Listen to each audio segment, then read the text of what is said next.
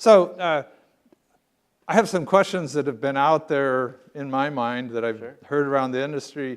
So how's the delivery of NSX going? So here's virtualized networks. VMware bought Nicira, and there's this new product called NSX. And so I hear around the industry that not much is happening. It's slow to really get it working. So what's really happening?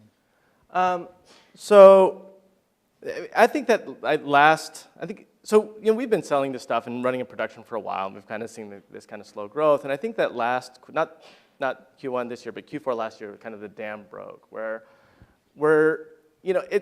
I think raw numbers are always less interesting than the trends, and in this case, the type of people that are adopting NSX. So early on, every customer was like, these kind of early adopter types. You'd go talk to them like, wow, like clearly these guys are a little bit crazy, and they're visionary, and they're risk takers, and whether it was in a financial or it was in a cloud, you'd talk to the people that were backing it, and you're like, yep, you're a little nuts, right? And so that was the first couple of years, but now in the last 6 months, I mean, you're actually seeing these we've got a Midwest manufacturing company, we've got an airline, we've got beverage companies. I mean, these are typical bottom line, non-IT focused, not special technology focused companies that are adopting this technology. And so yes, deployments are growing, and yes, we're seeing a lot of production. But what's much more interesting to me is the makeup and the demographic of the people that are using it. It's across the board. It's not.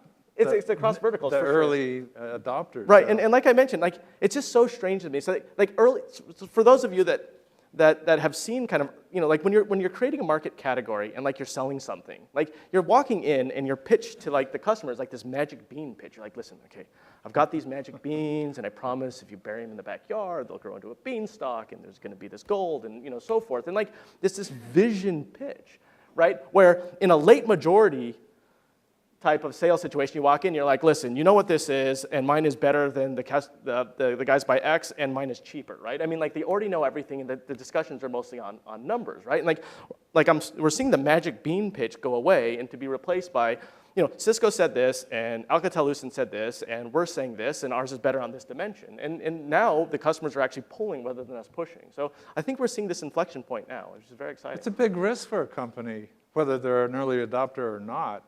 To make such a fundamental change in their data center. So arguably much less now than 2 years ago. I mean, 2 years ago it was. You're like who are you? I'd walk in, you're like, yeah. And what is it? So. Who are you? What is this? I don't even need it. Gartner doesn't have a position on this. Cisco tells me you're an idiot, right?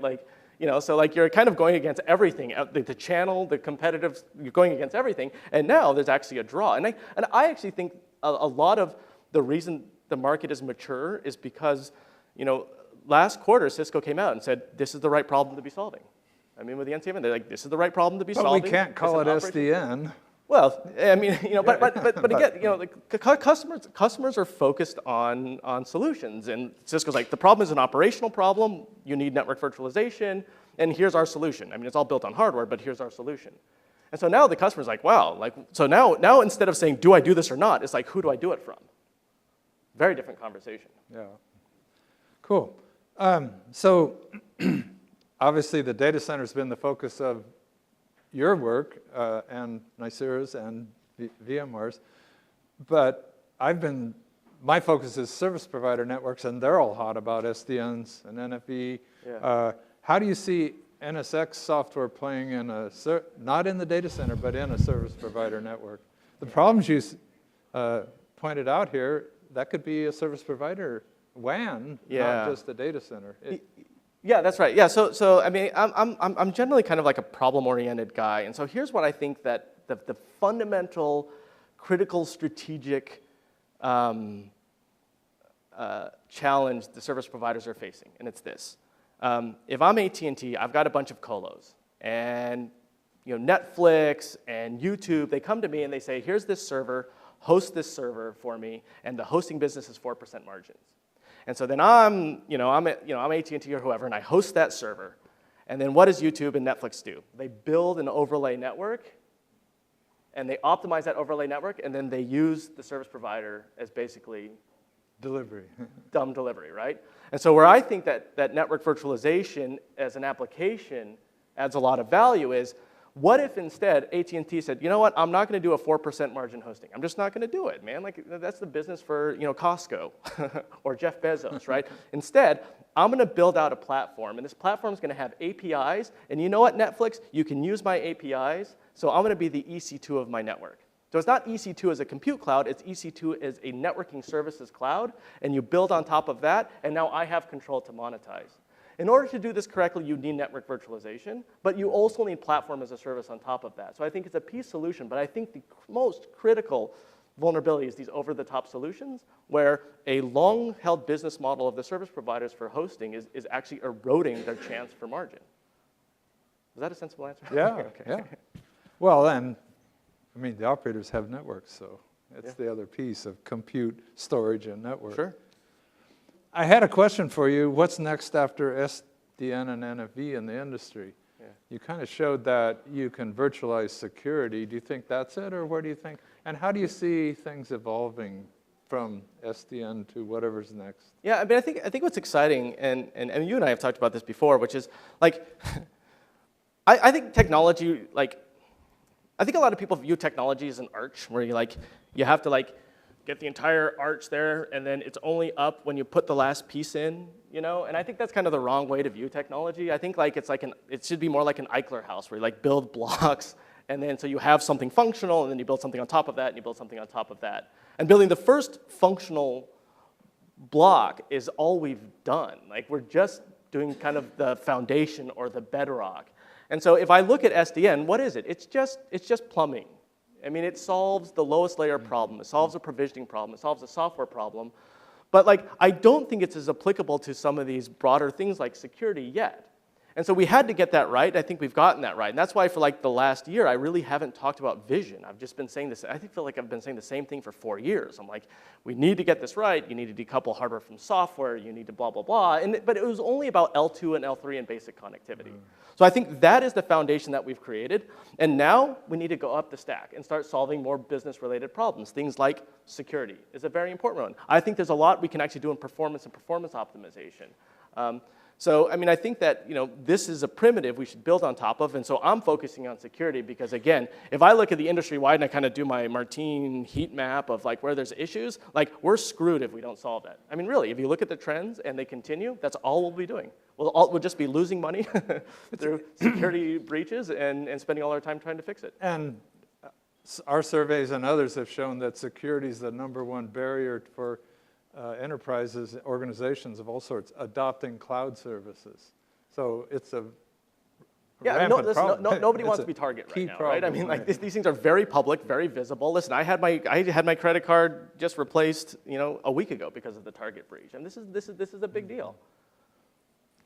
So that kind of leads me to another question I had, and that is, what's next for VMware? Because it seems like VMware does have this base, but there's firewalls, there's IDS, IPS, there's load balancing, there's all sorts of services that you can add on top once you have that base of a virtualized or multi-tenantized network. Yeah, so I'm interested in 3 areas. The Goldilocks zone that I talked about, which to me is I just feel like all of networking in the past has been approximating what's happening on the edge.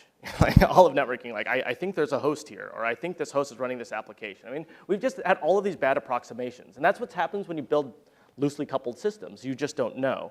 I think VMware is in this phenomenal position that I can look in and see what's going on, and I can inform the infrastructure. So we kind of have that glue layer. So I want to take that and just beat the hell out of it. I want to use that to solve security problems. I want to use that to solve performance problems. I'll give you an example. So a classic performance problem in the data center is the heavy hitter problem. And it goes something like this. In a data center, the majority of, or the elephant and mice problem. I'm going to use elephant and mice, right. That's better. So the majority of the traffic in the data center, we call mice flows. They're really small. So they go very quick, they're very latency sensitive. So mice, little tiny mice flows. That's right. But every once in a while, you get an elephant, which is a big flow, right? And so the problem is big flows trample on small flows. So the elephant trample on the mice. And the reason is big flows like to fill up buffers and you get queuing delays for the mice. It's a very classic performance problem. Most people with a large data center have this, and networking has failed to solve it for 30 years. And this is a case where the elephant is not afraid of the mouse. Elephant is not afraid of the mouse, right? So the difficult piece of this problem is nobody knows how to detect elephants, right? If you can detect the elephant, the problem is easy. I'm like this packet belongs to an elephant flow, therefore I'll make sure that it doesn't step on mice. You could actually do that. But nobody knows how to detect elephants, and we can't do it from within the network. Well, it turns out, the hypervisor actually can see the future in that it can see how much data there is to send. So the hypervisor can look in the edge and be like, oh, I know that there's this much information that needs to be sent, therefore I know this is going to be an elephant. You could go ahead and mark it, and then that will solve this long-standing performance issue in networking. So this is an example where I want to push how this additional visibility can change how we fundamentally built systems. And like you and I were talking about, I mean, the data center is becoming one large computer, one large distributed system with all these causal dependencies. Let's just start informing the different pieces. I think that's a good way of looking at a data center. It's not, yeah, it's pieces and parts, but the real operation is, it's like a computer. So loosely coupled networking. So the networking architecture is what you get when you want to build the internet. What is the internet? It's like I bring my box and you bring your box, and organically we connect them together and we build this great thing. And the only way that can actually work is if you only agree on the bare minimum. And what we agreed on the bare minimum for the internet to work was how you get a packet between point A and point B. So great, we built something that scaled to the size of the globe. Fantastic. It does communicate, but it doesn't provide any stronger guarantees, because for every additional guarantee, you and I would have to agree on it, which would kind of inhibit our organic growth, right? Well, data centers are engineered, full stop. They're engineered, they've got a purpose. Like Google's data centers to do something very specific, and Amazon's very specific, and so forth, right? And because we're building these systems, and they're tightly coupled systems, let's build a real system. Let's share information. Let's treat this as an engineering project. Google's different than most organizations in that they know their business and they have engineers that solve the common problem. However, a financial institution or a big conservative Midwest manufacturing outfit, there's the IT department and there's the network department. And a lot of times they don't speak the same language. They don't have the same goals. This seems like a big problem. I know it's a big problem for carriers. What do you see? Yeah. In your travels? So this is I think this is kind of an organizational issue, which is, if you were to start a company today, from whole cloth, and you're like, I'm going to build a data center, what you do is you'd get basically infrastructure architects and developers, and they'd all work together to build one big distributed computer, and it would be awesome. And you'd be like, if I compare this to traditional data centers, it's more awesome on all these directions. Yeah. That's what you do. The reality is if you go to company X, and so I'm mostly outbound, guys. I did 320,000 miles of travel last year, probably saw 200 customers,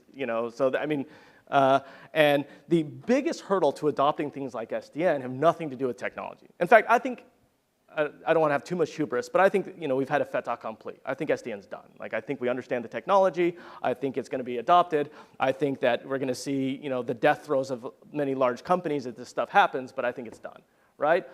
However, the hurdle now is how do you get these organizations to adopt this stuff?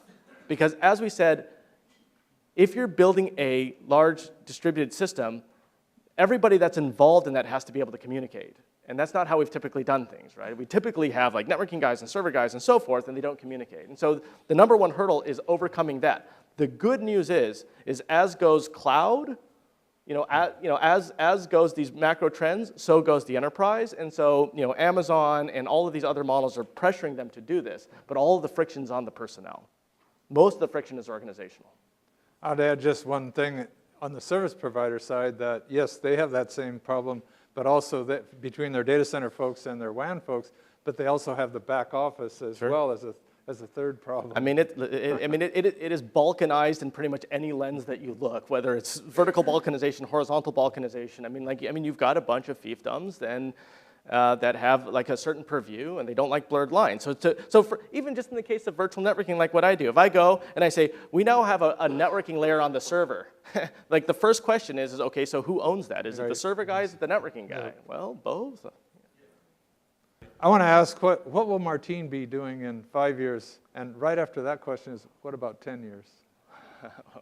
Oh my God, it's hard. It's hard to think out that far. Sorry, I finally have a question that stumps you? No. You know what? Like, I think I'm just fundamentally a hill climber, and like I'm happiest if I'm running up a hill, and it's really hard. And so whatever I'm doing in 5 and 10 years, I guarantee there's going to be a hill, and I'm going to be running up it, and there's probably going to be a couple windmills I'm tilting at along the way. And when I think back on the last 10 years, I think back like, what do I really enjoy? My favorite thing, especially in a work environment, are the people I work with, by far, right? I'd rather be like, I'd rather be a janitor with phenomenal people than a pop star with people I can't stand.